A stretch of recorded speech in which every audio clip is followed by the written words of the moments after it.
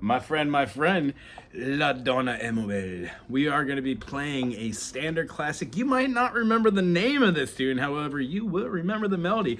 It's in the key of F major, which means we've got F major. We have G minor, A minor, the character flat, B flat major. Now, if you're not used to this one, you know how to play an A, yeah? We play a secondary finger of an A. We scoot it up for an A sharp, bar the whole thing. You do either one, partial bar, full bar, and that gives us a B flat, because an A sharp major and a B flat major are the same thing. When we move that up a whole step, we get a C major, or you can play your good old classic family friend. D minor has all the same notes as your family of chords. F major, 1 flat. D minor, 1 flat. They both share that flat. Yay! So when we're going through the last note, it's going to look like a C7, but it's going to be feeling like an E diminished, a lending or leading tone. We could call this the 5 chord, the C. F, G, A, B, C.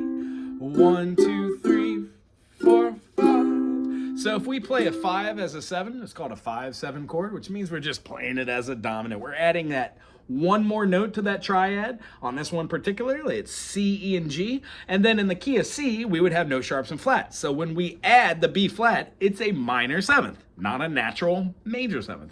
Hope that wasn't too much over, but stick with this channel and you'll learn a couple cool things, or just Google intervals for a major scale. Okay, we're gonna be playing the chord pro here first in 3/4, so we're gonna be feeling out down, down, down. 1, 2, 3.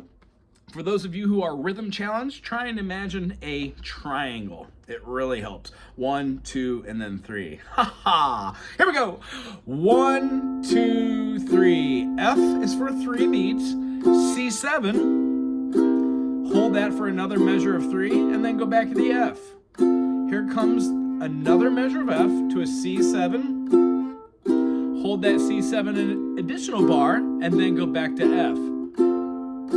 Rest. We're going to play that again because we've got a repeat. So we've got F2, 3, C7, C7, back to F. F goes back to C7.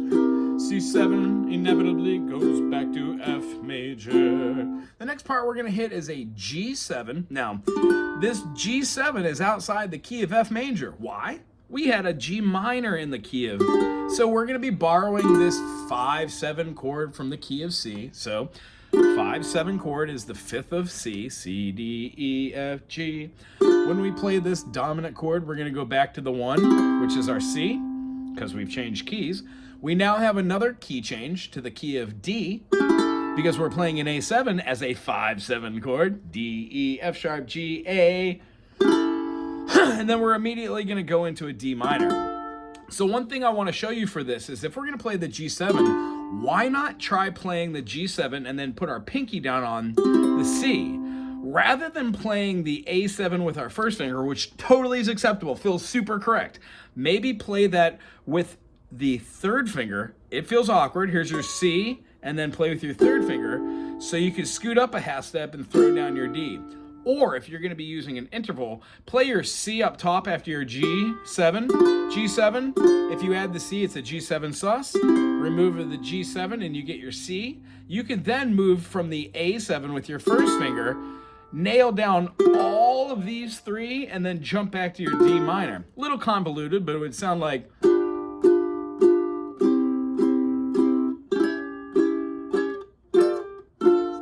too terribly hard. All right, and then we're gonna play a C7 to an F. Here's a quick change. B flat, F, C7, F. That quick turnaround, it is a 4-1, Dom 5-1. Or you could do that as a 7-1. But the only thing is, generally lending tones when they're used as a diminished, they raised they have a tendency to go one way or the other with how they do the resolution. We'll talk about that in another video. I just want to get through this and show you the fingerings. When we have the B flat, F, C flat, F, 2, 3, C, F. Again, B flat, F, C7, F. 2, 3, C7, back to F. You're gonna rotate between these for a little minute. Here comes our B flat, 2, 3. That's the only measure that I really want to pay close attention to. Because of the phrasing on this, we understand what 3 chords per measure sounds like. There's 3 beats. That means B flat, F, C7 is a full measure. However, the second to last measure here has a 1, 2, 3, 1, 2, rest. So we want to be mindful that we're going to be using those 3 notes very, very particular for harmonic progression and how it feels, like the cadence and how it's supposed to end, the climax. Okay, here are the individual notes. We're going to play A, C, B flat, G, G, G, G, B flat, A, F. We're going to play an open A, G, F, F, E, G, F, D, D, C, C, rest. It plays it again. Open, open, open, 3, 1, 3, 3, 3, 3, 1, open, 1, open, 3, 1, 1, open, open, 3, 1, 2, 2, open, open. Then we're going to be going to our next phrasing over the top of the G7. We've got a G, A, G, G, C, G, A, B flat, A. We're going to go up to the D, A. Then we're going to hold this C note for a smooch longer because it's a dotted quarter, but it's tied. So we're going to have a dotted quarter note being tied, and we're going to have our feeling of having this 3 note right here go 3, 3, and it's going to feel like an 8th note, but it's coming off of. And we're going to repeat that 3 times. And the cool part is the chords are playing.